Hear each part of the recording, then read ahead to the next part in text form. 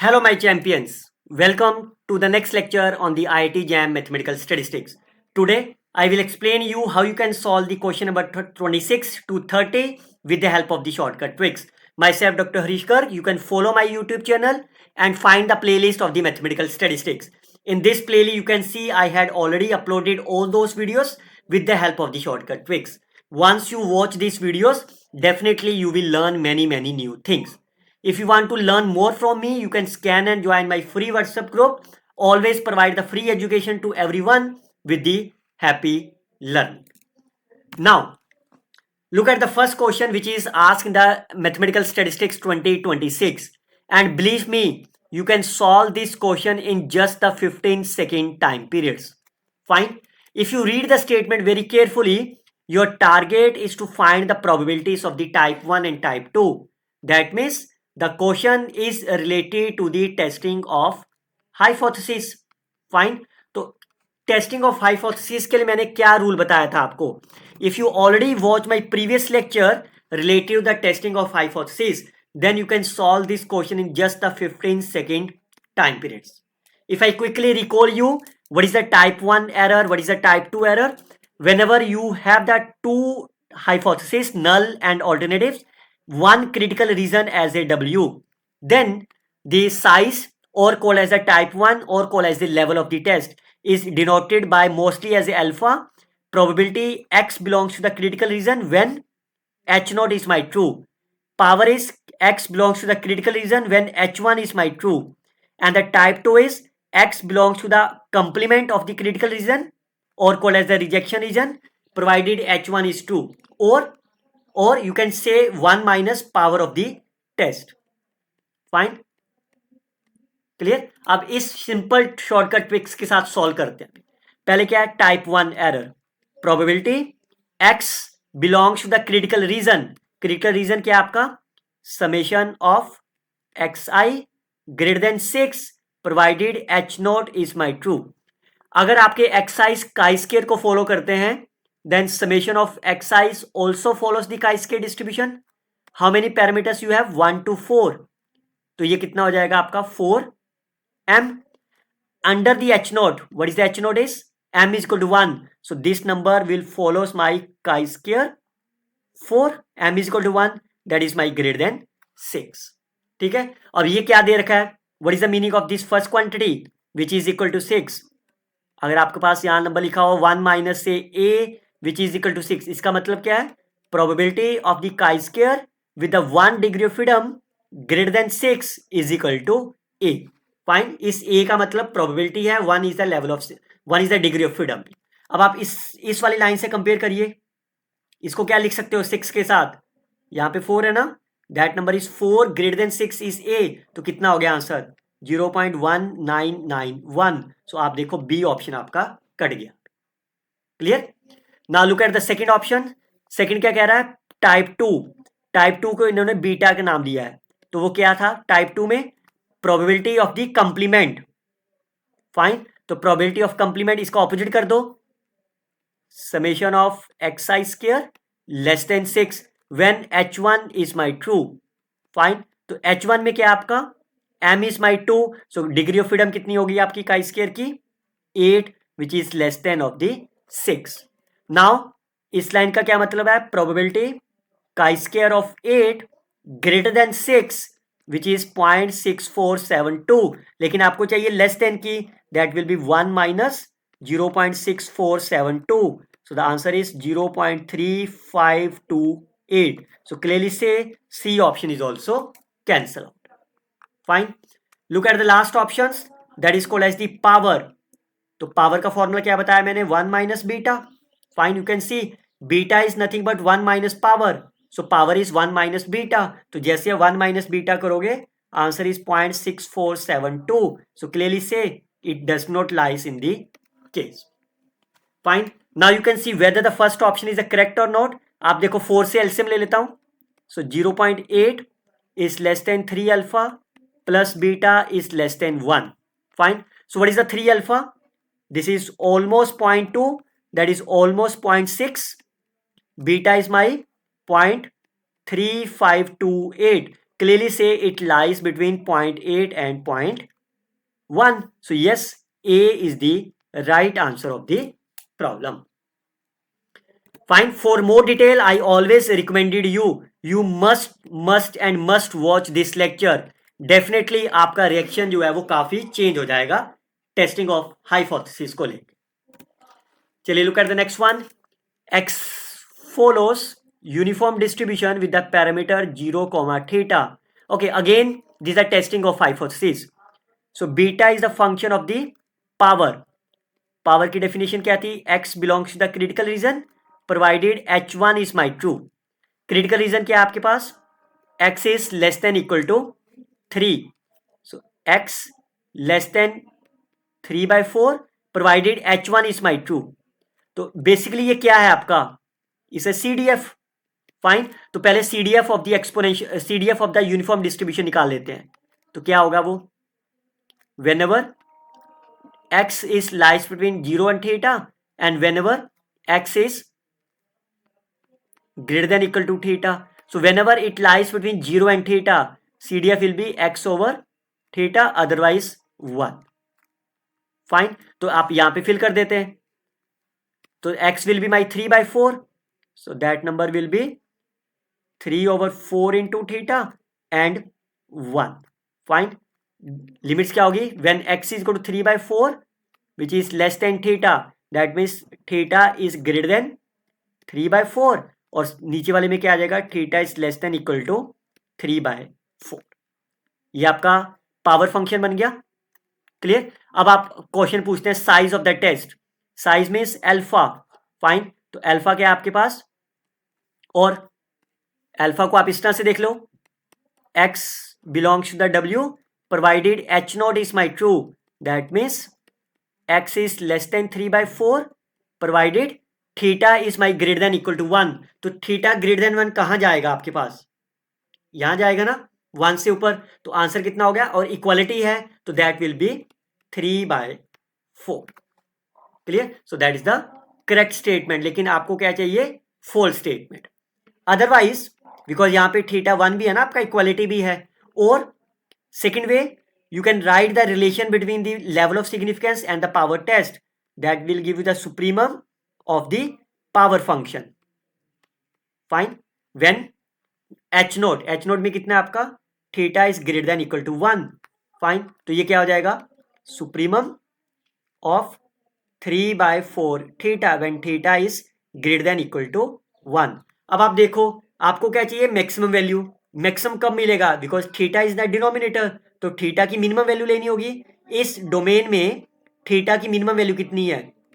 1. तो the answer is theta is equal to 1. Fill करो, you will get the size of the test, that is a 3/4. Look at the second option. infimum of the beta. So your target is to find infimum. Theta is my less than 1 of beta. Firstly ये check करो, theta less than 1 कहां लाई करता है? यहां भी हो सकता है, यहां भी हो सकता है. So your target is to find the minimum of the 3, और 1. यही तो आपका टारगेट है ना. अब आप देखो, ये minimum, infimum means minimum. Minimum कब निकालोगे? जब ये थीटा क्या होगा? Maximum. That means your target to take the supremum value. So whenever theta is less than 1 is the supremum value. तो जैसे थीटा 1 लोगे तो कितना हो गया ये आंसर? 3/4 and 1. और इसका मिनिमम कितना हो गया आपके पास? Minimum is 3/4. Yes, it's the correct statement. Now look at the third option. आपको ये लिखने की जरूरत नहीं ना, आप तो यहीं से देख सकते थे एग्जामिनेशन में. For all theta greater than 0 beta is always less than 1. तो ये क्लियरली रॉन्ग है. देखो बीटा की वैल्यू 1 आ गई ना. तो अगर मैं थीटा को चूज कर लेता हूं इससे लेस देन कोई भी 0.5 ले लो आप, then what is the value of the beta? Beta will be 1. 0.5 यहां आ गया. So that is my false statement. तो जैसी ये फॉल्स स्टेटमेंट हुई, that is my correct statement. And why this is a wrong statement? This is a true statement. Theta approaches 0. तो कहां लाई करेगा इस केस में? जैसे ही थीटा 0 हुआ तो बीटा की वैल्यू कितनी होगी? 1. सो that is also my correct statement. Fine. तो मैंने जो आपको यहां पे करके दिखाया, आप एग्जामिनेशन में कैसे परफॉर्म करते हैं आप? फाइन, क्योंकि अगर आपने ये ऑलरेडी लेक्चर देखा हुआ था तो आप इसको डायरेक्टली निकाल सकते हैं ना। देखो साइज बोला है, साइज में एच नोट, थीटा की वैल्यू 1 लेनी है आपको, थीटा 1 लिया आपने तो यहाँ पे 3/4 और 1 का सुप्रीमम। फाइन, तो ये आपका करेक्ट हो गया। बीटा इज अ मिनिमम, तो मिनिमम होने के लिए थीटा को क्या होना चाहिए, मैक्सिमम। तो थीटा की मैक्सिमम वैल्यू 0 से 1 इसमें कितनी है, 1, तो 3/4 हो गया। Beta is always less than 1, that's wrong, यहां से आपको मिल जाएगा, और 0 पे आपके पास 1, so that's the right answer of the problem. चलिए look at the next one. What is given to you? AQI of the 16 consecutive days, are there positive and negative one? So they are talking about the test of the run. So basically they are talking about the run test. Fine. आप इसको फिर से 15 second में solve कर सकते हो आप। शर्त एक ही है आपके पास कि आपने ये बेस्ट लेक्चर, फाइन, अगर आपने ये best of the best lecture आपने रन टेस्ट का मेरे लेक्चर सीरीज में देखा होगा, then you can get the answer in 5 second. कैसे 5 सेकेंड में? First of all H0 and H1 observe the following statement, total number of the runs, R निकालना आपको। क्या बताया था इसमें, साइन देख लो, this the one sign, fine, positive, this is a negative, fine, positive negative का एक कॉम्बिनेशन, ये पॉजिटिव का एक combination, this is a negative combination, positive की वैल्यूज एंड नेगेटिव वैल्यू, तो कितने काउंट हो गए, 1 2 3 4 5 6 7 8, so R is my 8, so the total number of the run is 8 is the correct statement. तो इसका मतलब बी ऑप्शन और डी ऑप्शन आपका कैंसिल हो गया। Clear? Now the second is based on the above data set we can rejected और accepted hypothesis. तो rejected और एक्सेप्टेड के लिए ग्राफ बनाना पड़ेगा आपको। Fine, now firstly we can check whether it's a one tail और the two tail, it is not a random, that means it is my two-sided. Once is a two-sided then the level of significance is 0.05, तो that means ये area आपका कितना हो गया, 0.025, this area is also 0.025, यही होगा। अब ये रिजेक्टेड कब होगा, अंदर वाला एरिया आपका क्या होता है, it is accepted H0, outside is rejected. आपका R कितना आया है, 8। अगर तो मैं ये प्रूफ कर दूं कि 8 ये जो वैल्यूज है, lower values and upper values, 8 जो इसके अंदर कहीं लाई करता है, फाइन, तब तो आपका ये एक्सेप्टेड हो जाएगा। फाइन, तो H0 इज रिजेक्टेड आपका रोंग हो जाएगा। अगर मैं ये प्रूफ कर दूं L की वैल्यू 9 है और U की वैल्यू कुछ भी है, तो आपका 8 यहां लाई करेगा ना। अगर 8 यहां लाई कर गया तो इससे रिजेक्शन पोर्शन में हो गया, तो ये आपका एक्सेप्टेड हो जाएगा। क्लियर? अब आपको गिवन क्या क्या है, गिवन आपको कुछ प्रोबेबिलिटीज है, बस इसी का यूज करेंगे। एरिया देखना है, ये आपका एरिया 0.05, सबसे पहले लोएस्ट वैल्यू क्या है, 6, क्या ये नंबर 6 हो सकता है लोअर लिमिट? अगर 6 हो गया तो 0.108, ये एरिया 0.0, तो ये 6 कहीं यहां पे होगा ना, 0.108, तो इसका मतलब ये L जो है वो 6 तो नहीं हो सकता, तो 6 से कम ही होगा, it may be 5.3, it may be 4.9, कुछ भी, तो L की वैल्यू लेस देन 6 होगी। अब ये चेक कर लेते हैं, अगर U आपका 8 हो गया, पहले 8 चेक कर लेते हैं, क्या ये 8 होगा, लेस देन 8.427, तो इसका मतलब 8 कहीं यहां पे होगा, बिकॉज ये एरिया लेस देन 0.5 है ना आपका, तो 8 कहीं यहीं पे होगा। इसका मतलब ये 8 नहीं हो सकता, ये 9 हो सकता है, 9 हो सकता है, 10 हो सकता है, 11 हो सकता है, पर ये 8 नहीं है। इसका मतलब 8 तो आपका इसके बीच में ही लाई करेगा। फाइन, ये जो मैं ग्रीन कलर कर रहा हूं इसी के अंदर ही तो लाई करेगा ना 8। फाइन, अगर इसके अंदर लाई कर गया आपका 8 बाय द प्रोबेबिलिटी, तो that means you can accepted H0, तो लेकिन ये क्या कह रहा है, H0 is rejected, so that statement is false statement. Both are correct, wrong. P is correct, Q is wrong is the right answer of the problem. Clear? सिर्फ आपको test निकालना है और जो प्रोबेबिलिटीज दे रखी है उसको एरिया को चेंज करना, वेयर इट लाइज। अगर आपका रिएक्शन यही था एग्जामिनेशन में कि क्वेश्चन को ढूंढते ही रह गए आप, I must say you must watch my lecture on the run test, definitely again you will learn the many concept. Okay, consider the Markov chain. This is one of the easiest questions. Definitely your reaction will be look like say wow. चलिए पहले diagram बना लेते हैं. 1 to 1, 1 to 2, 1 to 3. Fine. 2 to 1 there is not possible. 2 to 2 and 2 to 3. 3 to 1 is not possible. 3 to 2 and 3 to 3 is not possible.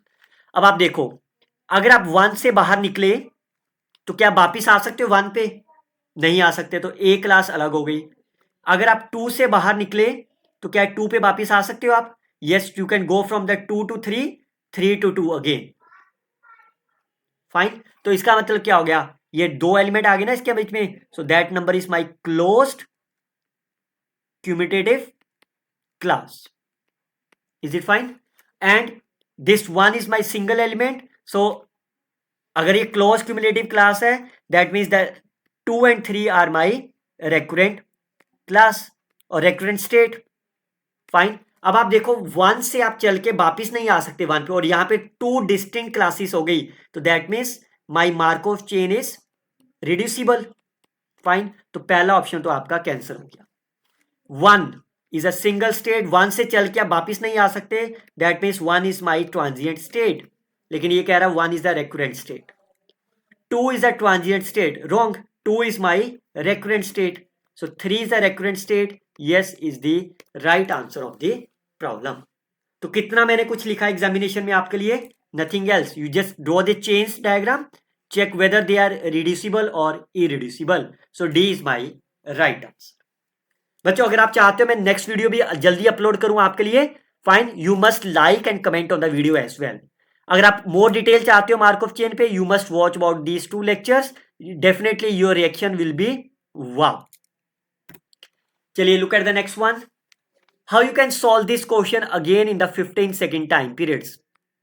Again it's a very very simple question.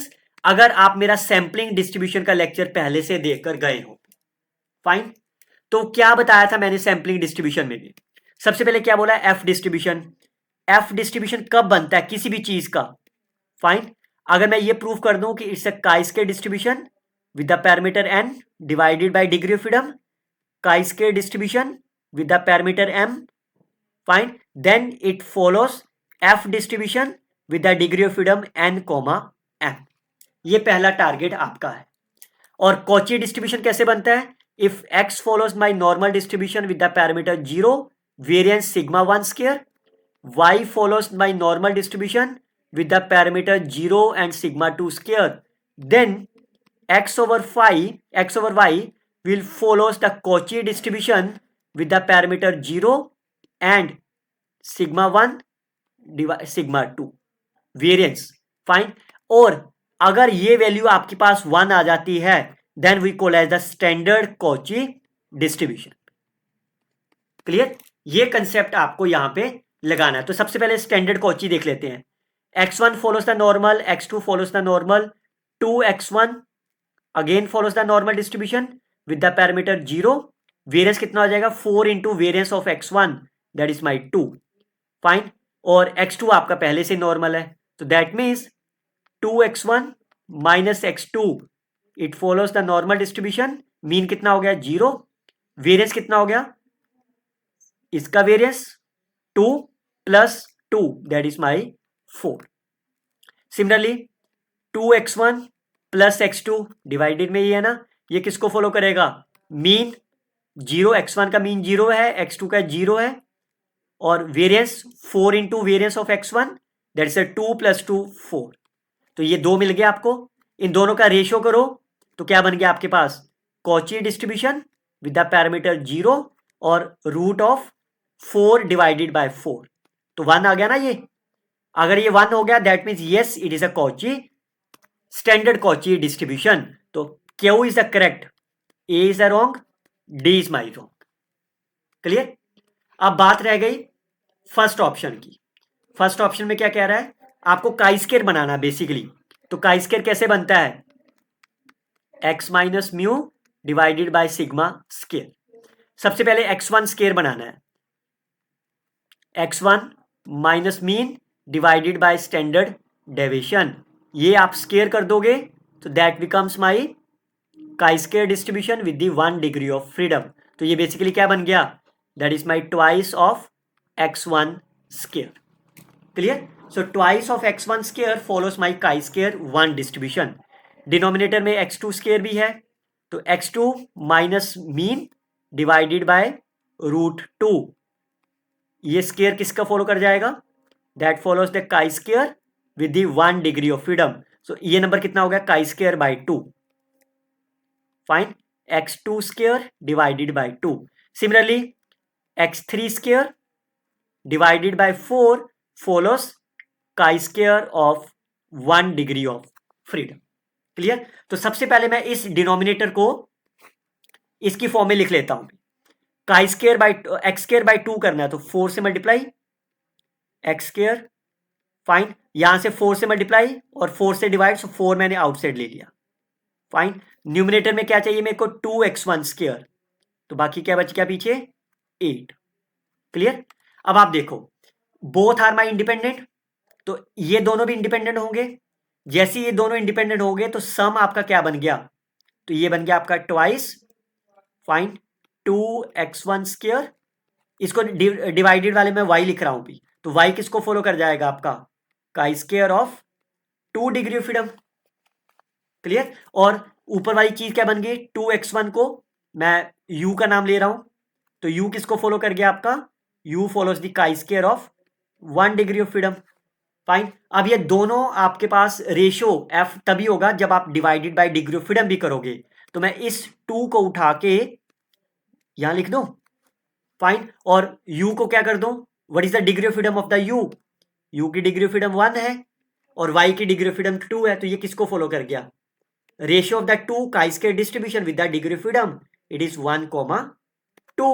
तो यही तो पूछ रहा है वो आपसे, 1, so both are the correct answer of the problem. Fine, so basically your target is to find the distributions of the each variable.